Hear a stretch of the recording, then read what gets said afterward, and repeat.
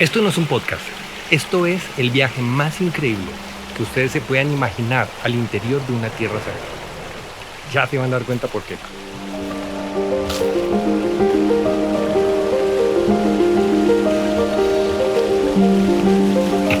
Bueno, esto que estamos viendo acá es la piscina natural en La Jorará. Esta es la frontera entre el Parque Tayrona y La Guajira directamente. Estoy a unos 5 minutos de Palomino aproximadamente y este es un lugar maravilloso. Les cuento, aquí sentado en esta finca, creo que voy a hacer una segunda o tercera adaptación a un proyecto de guión que teníamos hace unos cuantos años con un amigo actor. Él es del Chocó y tenía una historia llamada Cielo Prestado. Esa historia,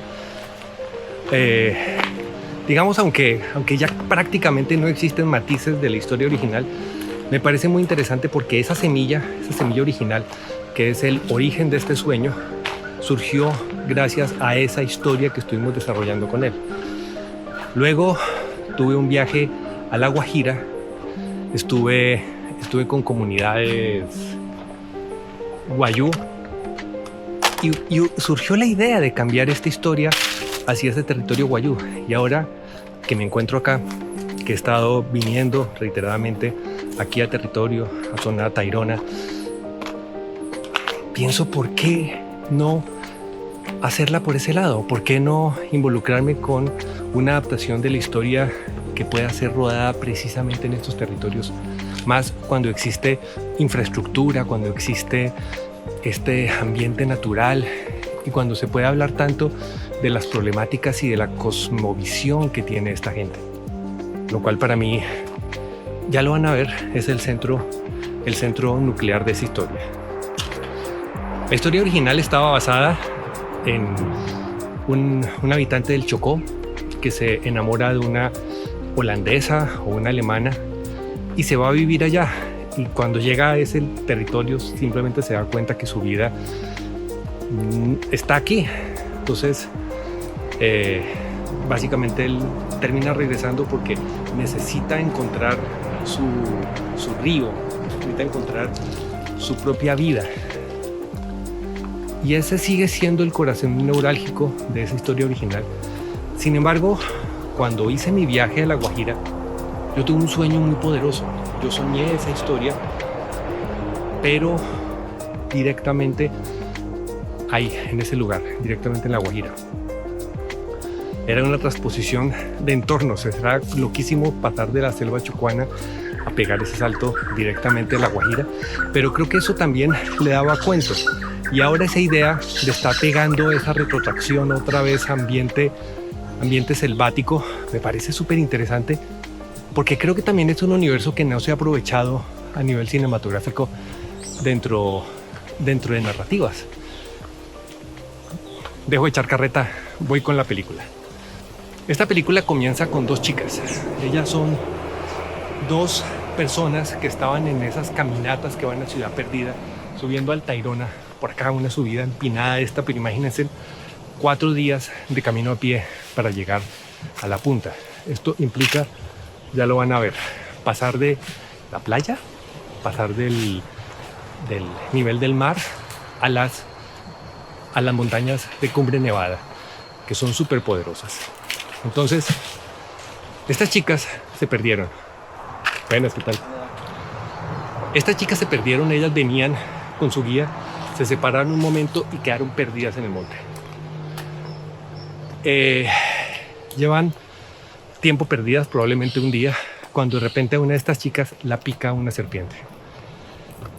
Y este tema es clave, porque la amiga, al ver que la otra empieza a ponerse mal, que grita de dolor, que empiezan a ponerse las venas moradas, que empieza a perder sus condiciones, ella automáticamente lo que ocurre es que se desespera, sin saber por qué, ni sin saber cómo, en puro pánico, sale a correr gritando de la forma más agónica que se pueden imaginar. Obviamente la chica termina perdiéndose más y la otra queda completamente sola. Pero aquí hay donde viene el cambio. Nuestro personaje todavía no tiene nombre obviamente, está caminando está como haciendo cacería. ¿Y quién es nuestro personaje? Es un guayú, perdón, es un Kogi, es un indio Kogi de la comunidad Kogi, con su vestimenta tradicional y todo, pero tiene un matiz, que no me acuerdo cuál es el nombre que le tienen aquí a estas personas. Él es mestizo, él no es completamente indígena, él es para su raza lo que se podría denominar una media sangre. Él escucha los gritos desesperados, corre por el camino, sigue la trocha hasta que llega al lugar donde está esta chica gravemente enferma. Ella, dentro de su alucinación por el veneno y por el agudo dolor que le está produciendo, obviamente, la picadura de la serpiente, ella lo ve como un dios, lo ve hermoso, lo ve bello. El tipo se le echa al hombro. Bueno, vemos todo el proceso, cómo le hace la cortadura en cruz en el pie, cómo empieza a chuparle la sangre, escupiéndola, cómo hace todo este proceso de salvamento para que esta mujer tenga la posibilidad de sobrevivir. Ella, entre parpadeos de fundidos a negro, vemos cómo está en la espalda de este hombre que termina de una forma tenaz, ampliando trocha, caminando, subiendo, bajando piedras enormes, caminando entre esta vegetación espesa, caminando entre esas raíces gigantes de árboles, hasta que vemos que pasa un tiempo. Esta chica se despierta, está agotada físicamente. Obviamente han pasado 3 días aproximadamente que ella se recupera del coma que le produce esto. De la amiga no saben absolutamente nada y ella básicamente queda atrapada en un lugar agreste, desconectado completamente de la humanidad, un sitio al cual para llegar te demoras 3-4 días caminando. Y estas son personas, dando un poco de contexto, los Kogi son pueblos místicos muy religiosos. Ellos están en un proceso de conexión con la naturaleza, con los espíritus elementales de la naturaleza y con un proceso de vida muy simple. Entonces, de alguna manera ellos están tal vez un poco como los Amish, alejados de los parámetros comunes del mundo occidental, viviendo bajo unas reglas y bajo unos principios muy, muy estrictos, muy firmes. Obviamente aquí viene un proceso en el cual ella entra en la desesperación, quiere ir, pero no se puede ir porque está enferma, tiene que recuperarse. La única opción para que pueda salir de ahí es mejorarse y para eso tienen que pasar unos días más. Y ella siente un rechazo extraño, es el rechazo del pueblo, que la ven a ella precisamente como alguien que representa todo el colonialismo, que representa la irrupción de la modernidad, la irrupción en contra de sus propios principios, sus ideales y esta estructura de vida que a nosotros nos parece arcaica, nos parece incivilizada, nos parece agreste, pero es la forma de vida de ellos. Aquí hay 2 procesos de naturalización que son importantes. El primero, cómo ella entra a entender esta comunidad, cómo ella entra a poderse comunicar con ellos, a identificarse emocionalmente con ellos. Pero por el otro lado, la conexión entre ella y su salvador, que al ser una media sangre, al ser un mestizo, también era una especie de paria social dentro de su propia comunidad. Y aquí es donde empiezan a ver las cosas interesantes, porque desde esa diferencia los dos terminan enamorándose perdidamente. Sellan todo con un beso en el río y llegan a unos parámetros de amor profundo cuando de repente, y aquí es donde viene el punto de giro que es interesante, la amiga ha regresado por sus pasos como ha podido para tratar de encontrar a la amiga perdida. Vienen con policía, vienen con personas contratadas, con guías, en fin. Y llegan al punto en que se van a llevar a esta mujer, pero esta mujer ya está enamorada. Ella está enamorada no solamente de este personaje, sino también de esos parámetros de vida fue para ella el tema de la picadura de la serpiente como una especie de renacer que le está permitiendo otra vez conectarse con una parte de esencia que ella misma no sabía que tenía, que ella misma no tenía la noción de que podía existir. Entonces, ¿qué es lo que termina pasando acá? Juran amor y le dice ella, tú te vienes conmigo. Y ahí, de la nada, cogen a esta persona que nunca había bajado de la serranía, cogen a esta persona que jamás se había conectado con el mundo y se lo llevan a vivir a Bogotá.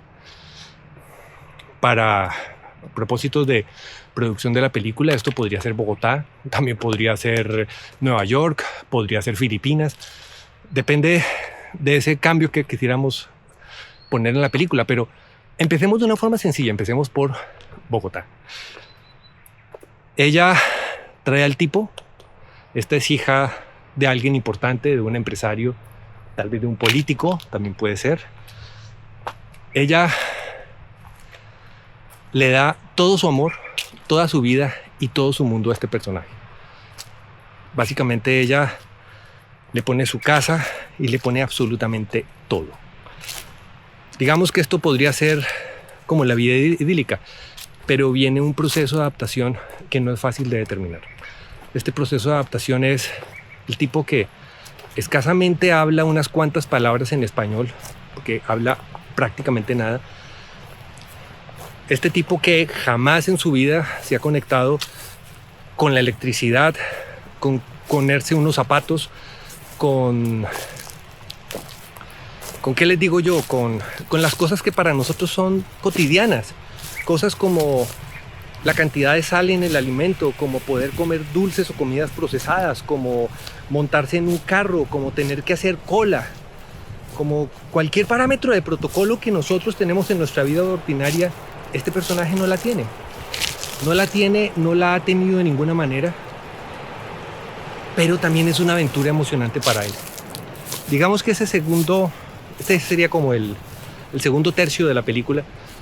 Es muy emocionante porque es hermoso, es la historia del nativo primitivo conectándose con todo lo bueno de la sociedad y también deteriorándose con las cosas buenas de la sociedad. El tema que no entiende que es un televisor, no es que nunca los haya visto, porque sí sabe que es un televisor, pero nunca ha interactuado con un televisor.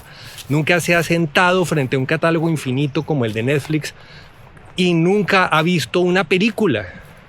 Ese tema, hay una parte importante que esta mujer que ya llevó al tipo al centro comercial, le compró su ropa, lo organizó, y el tipo ya casi que pasaría como cualquiera de nosotros, quitándole todo su investidura. Pues este tipo ahí en ese momento está frente a universos que es imposible de describir y tenemos algo que es prácticamente un niño pequeño. Me refiero a alguien que está aprendiendo a vivir por primera vez en su vida este tipo de cosas. Y esas primeras experiencias son significantes. Una de las más importantes para mí es cuando va a cine, cuando es secuestrado por 2 horas, es en esa cámara oscura y le permite conectarse con estos universos fantásticos, como esta mujer empieza a ampliar su conexión con él por medio de las películas que a ella le gustan. Pero aquí también entendamos una cosa que es importante. Ella es el punto de conexión con ese mundo. Y él de alguna forma no tiene todas las herramientas para entenderlo. Cuando digo que no tiene todas las herramientas, es que él no tiene la capacidad de asimilar todo lo que le está pasando. Entendamos que es alguien que ni siquiera comprende completamente el español. Entendamos que es alguien que no tiene los protocolos sociales. Es alguien que no sabe cómo comer en una mesa.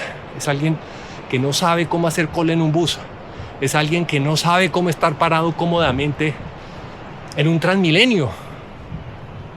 Ahora empiezan a pasar cosas gravísimas para la relación. Lo primero es que la chica, después de esas primeras semanas de gran luna de miel, de sexo maravilloso, de aventuras y de una cantidad de cosas hermosas, resulta que el tipo empieza a quedarse solo. Esta mujer regresa a su universidad. Esta mujer se vuelve a conectar otra vez con esta vida que había dejado antes. empiezan a haber problemas de celos, empiezan a haber problemas de rechazo, empiezan a haber temas como, por ejemplo, que los amigos de ella le rechazan su amor por el indígena porque no tienen la capacidad de entenderlo y también aceptámoslo. Nuestra sociedad occidental es crudamente racista. Todo esto empieza a crear una serie de parámetros de desconexión de este personaje con la realidad que vive. Y esto empieza a generarle mucho dolor. Ese dolor lleva a que un día el tipo decide salir a caminar por la calle. No sé exactamente en qué lugar ubicarlo. Me imagino que esto puede ser algo así como el 82, un sitio así. Entonces, esta mujer, pues básicamente, este tipo básicamente llega a un lugar en donde empieza a escuchar un tambor a lo lejos. Y ese tambor le dispara una emoción completamente indescriptible, algo completamente nuevo para él. Es recordar esos principios y ese recordar cuáles son sus verdaderos parámetros de vida, las razones por las cuales está ahí. Y pues básicamente al seguirlo se pierde, empieza a tener problemas porque no sabe cómo regresar. Cuando intenta ir lo coge la policía. Cuando intenta explicar en dónde vive, no le entienden, lo discriminan muy mal por ser indígena. O sea, hay un golpe de racismo súper agresivo acá. Y pues básicamente este personaje termina detenido durante 3 días.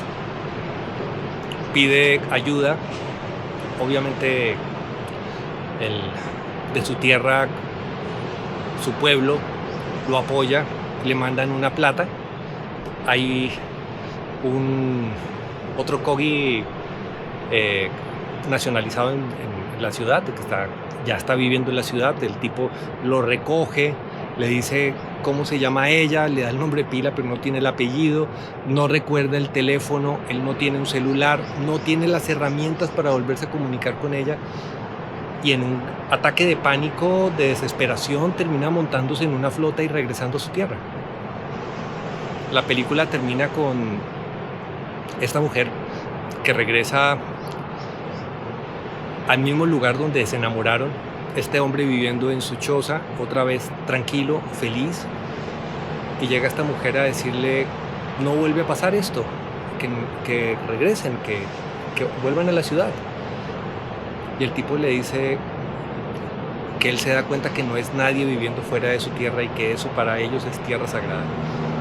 Tierra sagrada es básicamente el nombre de la película y me parece súper interesante porque de alguna forma nosotros no tenemos esa dimensión para entender o para darle el verdadero peso, la verdadera potencia que tienen estos espacios de construcción de cultura. Pero aquí es donde viene otro tema. Resulta que estos días he estado aquí haciendo exploraciones, he estado con una amiga fotógrafa. Ella ha estado trabajando, igual que yo, las narrativas del desnudo, lo cual es algo muy poderoso. Esto es Río Ancho, esta es la comunidad tundeca. Este es un lugar maravilloso que me hace acordarme de lo importante que es el ecosistema para nosotros, cómo es importante cuidar de estos espacios para que los podamos disfrutar. Pero también tengo un sinsabor, tengo un poco de dolor en el alma y tengo que admitirlo.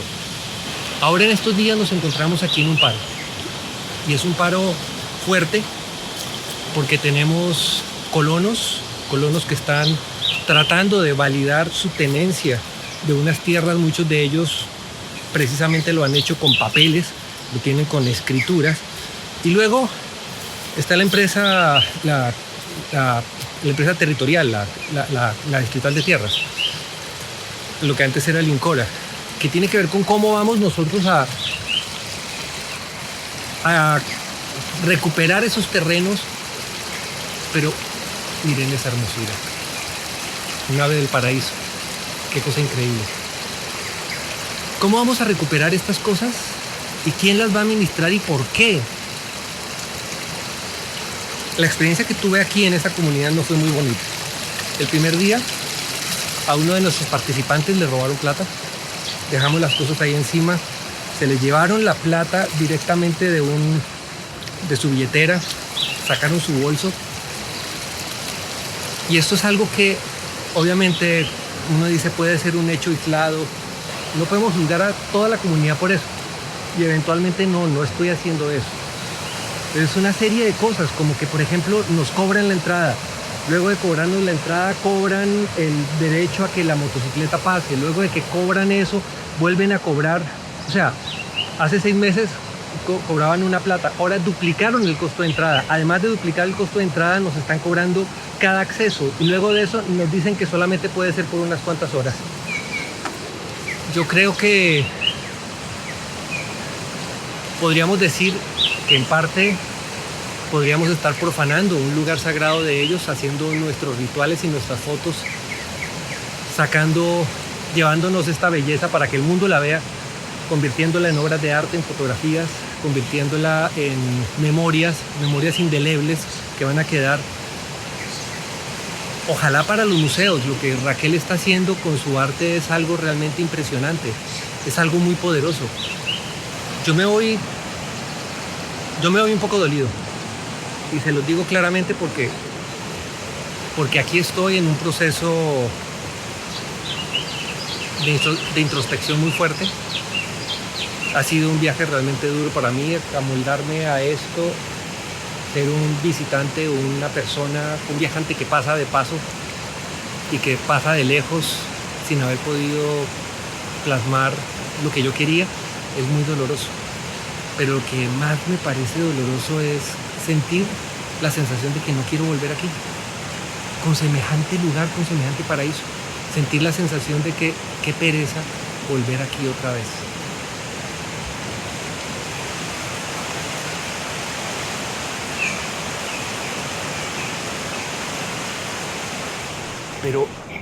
Pero ¿qué es lo que ha pasado? Que estos días, tratando de trabajar en comunidad, yendo a algunos sitios, me he dado cuenta que uno de los problemas serios que tenemos es la idealización de todo. Primero, idealizamos al indígena y segundo, lo homologamos. Casi siempre medimos al indígena por una misma tabula rasa. Y lo digo desde mi ignorancia y desde lo poco que sé, es que de alguna manera los que están moviendo esto ni siquiera son los pueblos indígenas. Hay tanto interés político, hay tanta mafia, hay tanta riqueza detrás de esto, que quedarnos con un libreto tan pequeño como indígena bueno, blanco, malo, me parece súper delicado. Entiendo perfectamente que si hay personas que están inundando la Sierra Nevada, que es un baluarte de la humanidad, para tumbar los árboles milenarios y montar plataneras, evidentemente es algo que debe ser trancado, debe ser parado. Pero gente como la de este hotel, que están haciendo un proceso ecológico, que están dando alimento, trabajo y función de vida digna a más de 200 personas en la región, estas son cosas que nosotros deberíamos estar incentivando. Puedo hablar por puedo hablar por otros hoteles, puedo hablar por otros sitios como estos que están ayudando a la construcción de un tejido. Creo que puntualmente a lo que tenemos que llegar es a tratar de ver el marco completo y entender qué es lo que está pasando. Y creo que con la polarización, con esa división dicotomática de las cosas, estamos llegando a puntos que ya creo que no son manejables. Entonces, aquí en esta pequeña alusión de Maloca, en uno de los picos más altos al lado de la Sierra Nevada, en una posible locación donde podría rodarse muy bien este sueño que les acabo de contar. Me despido de ustedes y espero que nos volvamos a ver en uno próximamente. Muchas gracias y nos vemos en un sueño.